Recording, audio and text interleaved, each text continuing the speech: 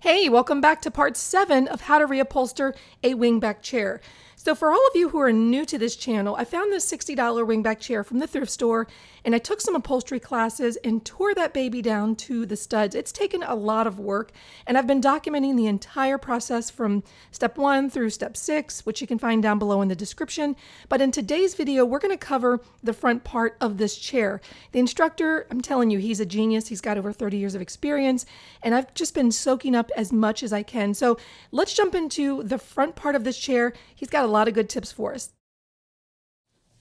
There. Okay. But I'm gonna sew right next to this seam. Gotcha. So I put right that line next to the in seam. so we have some kind of a guide. Okay. So that line could be in some chairs it's back there, and some chairs could be right here. So okay. This case. So then where am I going to put the stitch, the line of stitching? You're gonna sew the right on using this this side, twine. Okay. Very close to this seam, but okay. to that side of it. If you come this side, then it's gonna then it's going to show. Right. Okay, so we're putting that in the seam. So while at it, we got 24 and 1/4.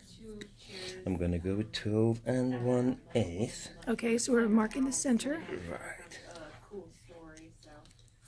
Okay. So as we sew, we will keep an eye on this, Gotcha. making sure it's not too far that way. Gotcha. If it is slightly off, then we'll try to correct it.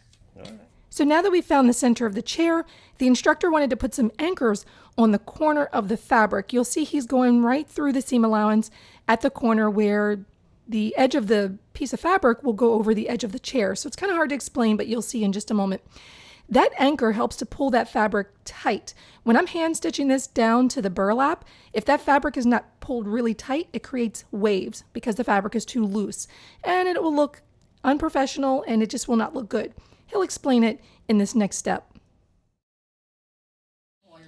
Okay, so I create an anchor so I can pull this fabric with this now. Okay. And I'll do the same thing on that side. Okay. And before I start my stitching, I will pull this. So it's nice and tight. Right, well, tight and straight, therefore. Okay. Creating those waves is very difficult now. Okay. We should really try hard to make those waves. Okay, so you went right here in this corner. Right, so I'm going to do one on that side too. That's Would you do it like right here? Yes, right. As corner as I could get to. Okay. So it's in this corner. In that corner, okay. Corner of this and that. So then it's so basically the stitching is going to start there because that's where you have it anchored, right? So Yes. you're going to anchor it down. Yes, I'm gonna send it down through here, pull it from the bottom of the chair, And or then even the staple? Are you side. stapling it? Yes. Okay. Yes, maybe even the side, since it's only 1/2 inch here. And that happened to be that 1/2 inch. So this guy, put this down before I stab myself. So this is gonna go right here. Down through there. And I staple it to the side. Okay. And the same thing is gonna happen back there. Okay, and then go there and staple. With the anchor threaded through the seam allowance, he's going to thread through one more piece of twine. This is the piece that I'm going to actually hand stitch this front cover to the burlap. And you'll want to make sure that it's long enough. You see here it's a long piece he's threading through. And I'm going to use that. And hopefully, because we've measured it, we're going to be able to get all the way to the other side of the chair. And then we'll just staple this down and make sure it's nice and tight.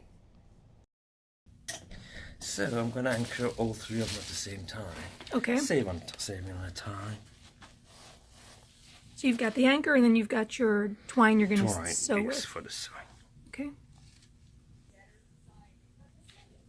So we want to make sure that it's straight. Right. In the middle. Exactly. I'm going to pull them both, keep an eye on the center mark.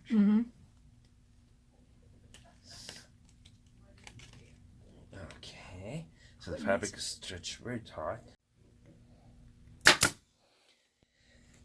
Alright, so we have the anchor, and now we have the stitching line. Okay. So the stitch with this, same as you were doing, that's just fine. By the time you get here, you pull it down here and staple it. And stitch it in place, or staple in place. Okay. So keep the edge, the fabric to that line, edge of the fabric to the line, and come on back. And so I start here. So then what's going to happen here in this space? Not much. We'll see. Okay. Because that's a different. Okay. It's a different step. Good question. All right. So one layer of padding here. 2, 3, 4, 5, whatever, as many as it takes here to bring this edge up. Okay. Higher than that. Okay. And this is very much the same part as that one is. So we're going to have more padding More here. padding in there. Okay. Right, more padding here. Okay. And so that stitching really is starting from that corner to that corner. Exactly. Okay. That's where We we gotta lock it pad down it. and we pad this part and we pull it down. To take a closer look, you'll see that the pieces of twine are stapled and anchored to the side of the chair. And one of those pieces of twine is the one that I'll use to hand stitch this piece to the burlap. And it's long enough. We checked it to make sure that I could sew all the way to the other side. You don't want to run short. And this is what the stitches look like. They were about 1 inch long, and you'll see here that they're very close to the stitch line, but they're not quite stepping over. If I did step over that line, then we would see the stitches on the right side of the fabric. That's not what we want. So if we stay in that seam allowance, then that should be a way to secure this to the burlap, but still make those stitches incognito from the other side. All right, so another thing I wanted to point out is because we anchored this to the chair, you'll see here that little V, which is marking the center of the fabric, is right lined up with that vertical orange line. That's important. That's why we tacked those anchors to the sides of the chair so that this piece wouldn't move as I'm hand stitching it in. And when I was done, you see that I did a pretty good job. I didn't go over the line. And when I got to the end, the remaining part of that piece of twine, I could just pull it down through and anchor that with staples like we did the other anchors. And that's how we secured it. All right, so now I guess we have... Yeah, look at that. Look at that. It Nice. looks good. It looks good. Progress. So that was definitely progress indeed. So when the instructor came over, we checked the corners to make sure they were okay. And then I was wondering, what's the next step? This was a very important thing he was telling me about how to move forward after you've tacked it in. Listen very closely and he's going to explain, do we decide to do the front first or the back? Listen closely. If I would have noticed, like this corner is slightly too far in, then I would have started padding the front. Okay. So I put my padding underneath and I would pull it tight. Because I can shift that line a little if you notice. Look. Yeah, if you pull it tight enough. Right. So by doing that, I could even pull tight here and pull it this forward. Okay. We want this to be tight anyway, and I'm pulling it now, and oops, now I'm passing the corner. Okay. So maybe I should do the back first. Now. So being in a... So it really depends on what's happening with the corners. Exactly. And that will determine... That gives you a good reason to either do the front, this part first, or that or first. back there. Yes. Okay. So being in a... So in our case, I would so say... it's not tensioned and sit in the right place. It means if I give it tension out, then it will go out of place. So I will give it the tension, reverse tension, like that way first. Okay. And now after I pull So it seems will like come. we would have to do the back first. Yes. in Based this on case. how this... Because we Exactly. do have a little bit maybe extra... Yes, right there. exactly. That's what I was trying to say. Okay. Yes. Gotcha. All right. So we do the back. You do the back. So before we got started on the back, it was time to cut out some of the batting that we needed. It's very soft and it has some structure to it, and I needed to cut a piece that was the width of the seat.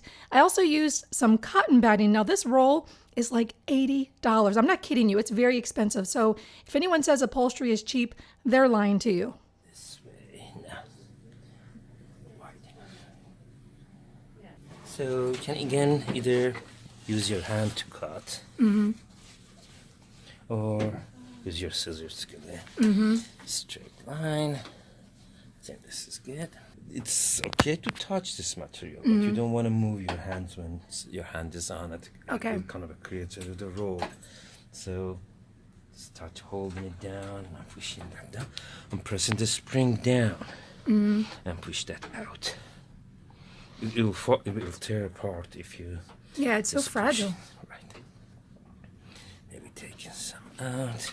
Didn't know it was that fragile. Taking some out.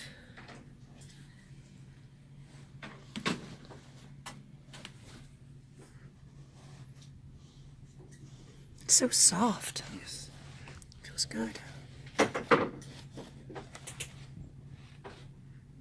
Right.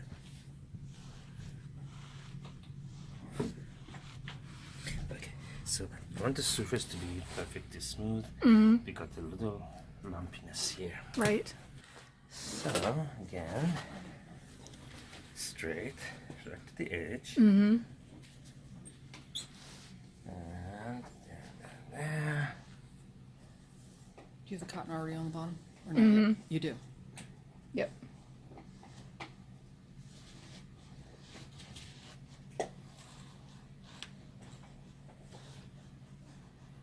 This is going to be one comfortable chair. Okay.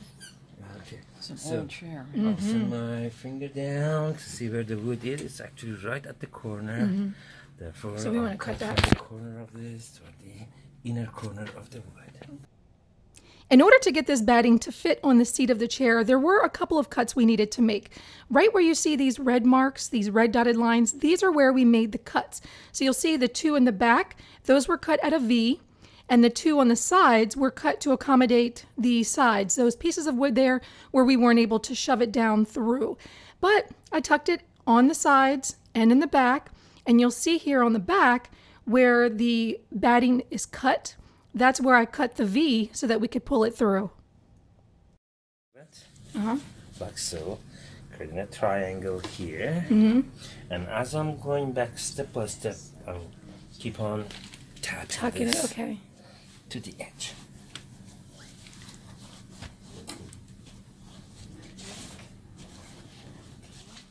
And now, Oh yeah, that looks good. so some of this fabric got to go back, some to this side, some to that side. And snip the corners Exactly. so it can got fit to- around the pieces of wood back there. Sure, exactly. That is correct. So I'm holding it to the corner. So pushing that back. All right. So we snip those and we push those down. Not. Yeah, go ahead. We can? Not, yeah, let's hold on to that. Okay, go let's- and s- Okay, so this- let's Yeah, let's not do that yet. Right. Making sure this is centered well. And assuming that is. And we have marked it here. We anyways. didn't yet. We Good. did mark it. So I'm gonna roll these cottons in, roll under itself. Corner, I'll just roll it here. And that too. Now I'm putting this. And I'll put a temporary step to give us the final tension. There. So eventually we're going to put our staples on top here, Gotcha. right there. Okay, on that ledge. But for now, being temporary, put it back here. Okay. And so that's that. Now we have the final tension on the piece. We check everything in the front. It looks good. So trying to pinch and I can't. So that means That means it's good. it may be okay. If Let's you- hope. If you can pinch it, definitely not okay. Okay, then you If have to go back and pull if it a little you tighter. cannot, it's most probably okay. Okay. But it's not a proof. Okay. If you cannot pinch it. Okay. Looking at the side, we got like what, 14 inches or something like that. That can go in. Got this wide of a wood here, but this cannot go through it. So we need to trim it. And we don't want to put it in like that. Right. That would look So not we need to good. make a cut. Okay. So that's why we had to pull it back. Otherwise, the cut that you would make Would would not have be in the correct. right place. Makes sense. Okay. All right, so I'll make those cuts. Sure. So find the opening where the opening is, by either putting your finger in or you can use the yardstick. Okay. Opening. So there's the opening. Okay. So let me explain what just happened. Hopefully you're still following along. So we put that temporary staple in the back after pulling the fabric tight, that lining fabric. We don't want to be able to pinch the fabric. And I made this small snip here in the fabric because I need to be able to tuck this fabric inside of the arm and secure it with staples. But because part of the arm there, you see that thick part, I couldn't push my fabric in there. So I had to make a snip so that I'd be able to pull that nice and tight and staple it. The other little flaps needed to be tucked down or stapled by the arms of the chair. You see that the instructor here is making a little bit of a deeper cut, and then he's pushing with his scissors very carefully, as not to poke a hole, but pushing those flaps down through the chair. And on the bottom, since there was webbing, we ended up pulling it back up and putting a snip in between so that when we pull it down, it can go around the webbing. Now, I told the instructor he was very smart, but he said, no, it's experience. So these are things that newbies, we just wouldn't know to do. And because he knows exactly what he's doing, we have the benefit of learning some of these little tips and tricks from him. So great information. Now on the other side, the webbing was too close together, so I wasn't able to pull it down. So on that side, I just tucked it in, and that was good enough for me. So after everything was pulled tight, I was almost ready to staple. I thought it looked pretty good, and then I noticed the back part, and I'm like, oh man, there's some batting sticking out. That's because the instructor gave me the scissors and let me cut that V. Anyway, it's not perfect, but we were ready to pull it tight and staple. So because I'd cut these V's not quite deep enough and a little wonky, he had to fix it for me. So he went behind the chair and cut them a little deeper and pulled really, really tight. Yes. Now we've got the front. Oh yeah, that looks good. Okay. So controlling the dark crown on the side.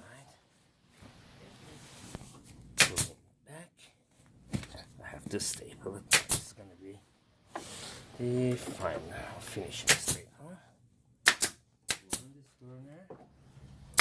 So like we always said, we're interested in corners. Corners. At the beginning. We just put the corners in and eventually. So these are okay. So these are just to hold it in place. We're pulling it. Okay. Right. And then we do the same. Then we remove that one, the temporary one. Okay. And we put staples on that corner. And if everything looks good, then we put staples everywhere else in between.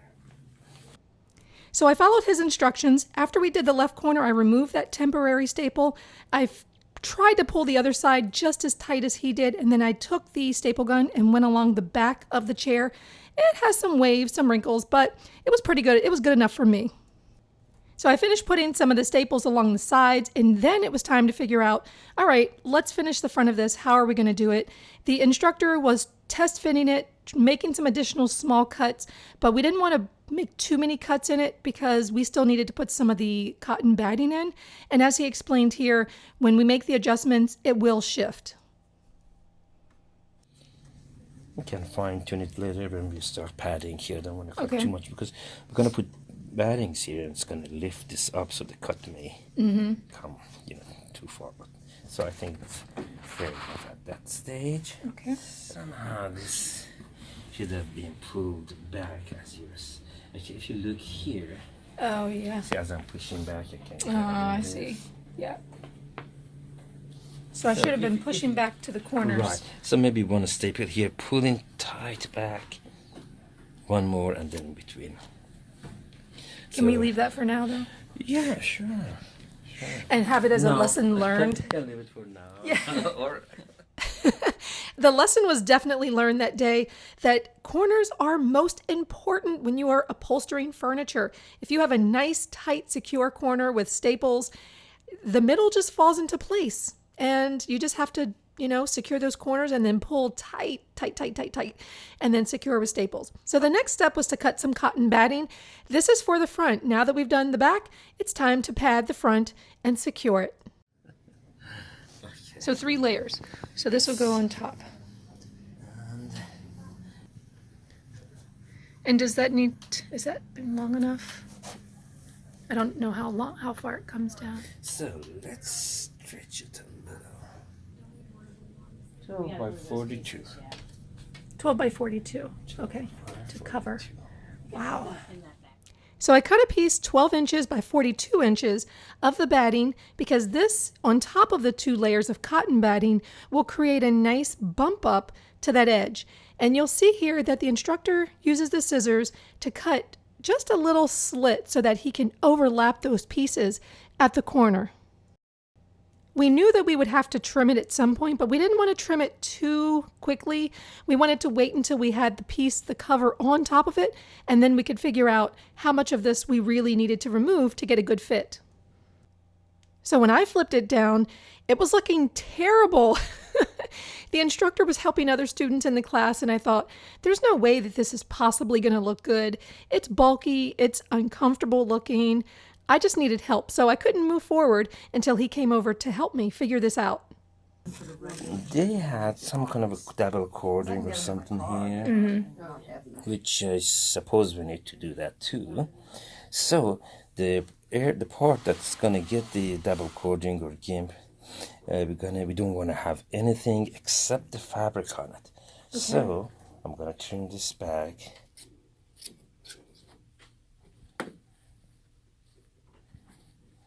Oh, that's right, because we kind of cut that corner out of it, right?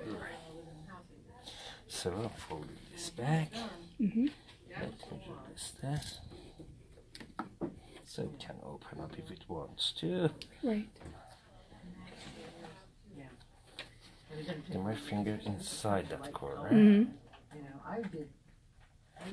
And I'll try to pinch this and feed it into the corner as I'm pulling it down over. And I couldn't find it. I would have just redone one or two. Trying to get a nice sharp tip here. Back here. Yeah, my mother used to complain about that. She had her Stuff it right down here. No, she had her grandmother when she was a kid. Her mother lived with them. Oh gosh. Okay. So it's keeping it super tight. So now in this corner, so that's the first I gotta place. make a cut here. So Okay. I'm locating, I'm putting the fabric back. Okay. So nice and tight here, one staple in. Going here, I'm locating the corner, I'm gonna cut an angle towards it. Okay. So, that's the corner, lock my eye on that. So I don't go any shorter or deeper. Right there. Okay. I think. Yep. So Looks good. That. It should, shouldn't it? I hope so. Looks really So, good. to release it, So then make I'll another go one. a cut right here. So basically we're just cutting around all the corners before we staple. Because I was thinking I was going to go back and cut after I staple. Yes, that's. So it sounds like before.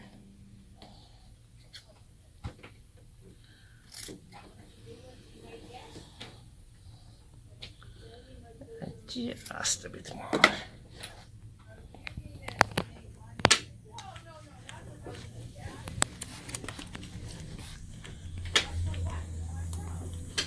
Coming out now, this corner. I'm going this angle again. Right Okay. to So you're it. just going, basically you're just going with the curve of the wood. 45 degrees preferably. 44.5 would do also. Amazing how he shows Gonna everything down with I know, right? Gonna fold this back. Put it down and out. And thank you.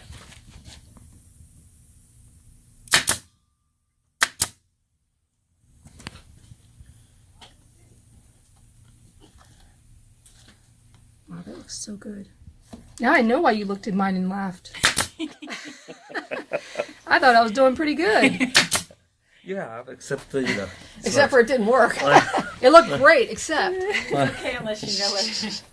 Okay, so this we Fold that can on either your staple it now, or maybe I should cut just here.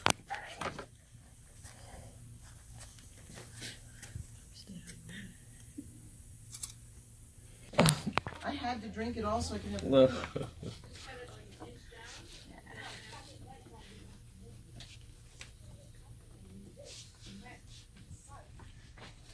Now, are you literally pushing the Dacron in there? Right. I went actually get- under the Dacron. You went under the Dacron? Under the Dacron, and then whatever else was underneath. That's what I Just pushed. kind of smoothing it out. Let me make this a little bit deeper too.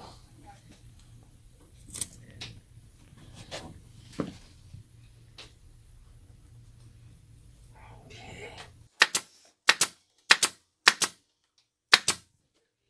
Oh, that looks so good. That's right. Good job. Thank you. So he made everything seem so possible, right? So let's walk through that again. Let's just talk about a few very important things. So you see where his index finger is? That is the temporary staple that we first put in. I don't believe that I had even recorded that or showed that, but that's the first step before doing anything to the corners that you just saw. Once you put that temporary staple, he was telling me that you have to pull everything tight to one side and you work from that corner only. The way we just saw him smooth everything out and staple it into place. Once that corner is done, we can remove that center temporary staple and then pull everything to the other side, making sure that it's really tight. There's no waves, there's no wrinkles. I had a little bit of a problem, so you'll see that I ended up having to remove some of the staples at least 3 times because I just couldn't get it right. And I had to get him to come over and help me get this properly, attached to the chair. It was tough. I admit it was really tough. It does come with experience, but I'm so thankful to have learned how important the corners really are in pulling it very, very tight. I'm gonna fold this back, pull down, I'm pulling down and out. As soon as out. As soon as I realized that there is a wave or wrinkle starting there, that's where to stop. Okay. So it's down and out. So let me exaggerate. Out. But that's too much. That's too much. Gotcha. Down and it's a little, that would be fine since that's where the double we'll cover that cording up. is gonna go. So Okay. I'll keep that like that and staple. And then you'd I'll move go to the next back. corner, right? Because Yes. again, you're going, okay. So it's gonna go back this way now. Okay. I'm gonna put a few staples in, and as you notice, already nice and smooth. So in many cases, if this was long enough, if I could hold it here, I would pull down a few staples, and then shooting the staples in without even pulling down. Okay. Because Because at that it is point, nice you wouldn't and have taut to. already. Yes. Okay. In this case, we may need to do so. So I'm just gonna go here first. Mm-hmm. Let's do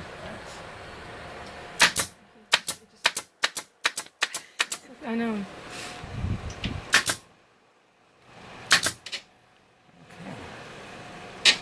So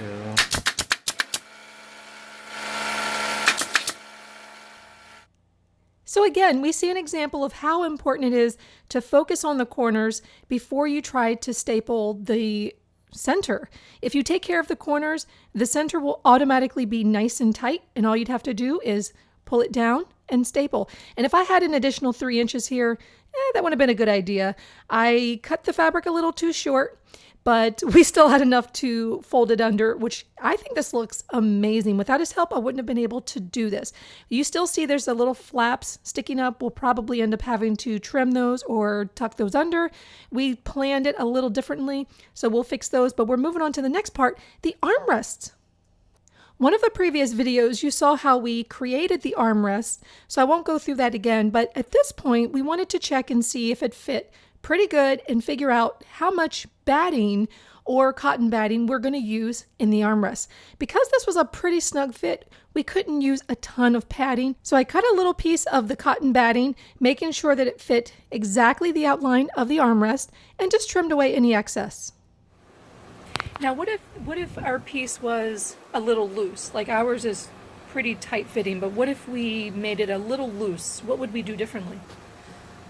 padding, we pad the arm all the way, and then that would be fine. So just more padding. Yes. Okay. And again, corners are very important. So he said those 2 top parts of the armrest are most important, and he'll match it up with the seam, and then we'll staple it. So, I'm flipping it over. Let me put staple on. Oh, I was just about to say, how do we... Eventually, we're gonna put cardboard tack strip. Oh, right, on right, too. right.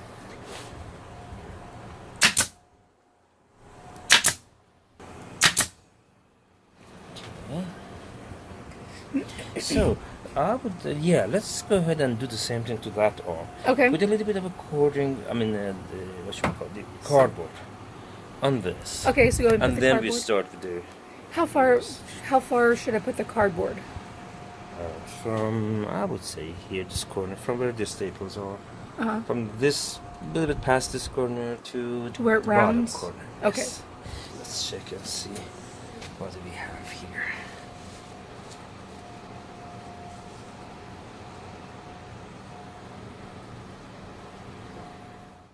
The cardboard tack strip that he's referring to is a little thin half-inch piece of cardboard that you put around the edges to give it a nice crisp shape.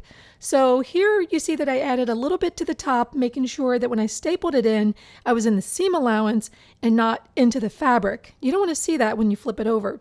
Over on the left side of the armrest, or the outer part I should say, I did staple that into place.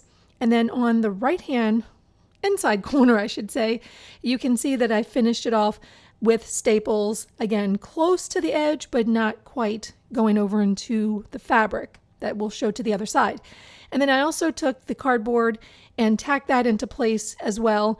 And I did have to make a couple of cuts, just a couple of really small cuts so that it would bend into place.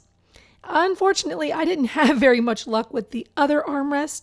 So, I'm going to do that on my own while I have probably a couple weeks off from upholstery class, and you should be able to see the finished armrest in the next video.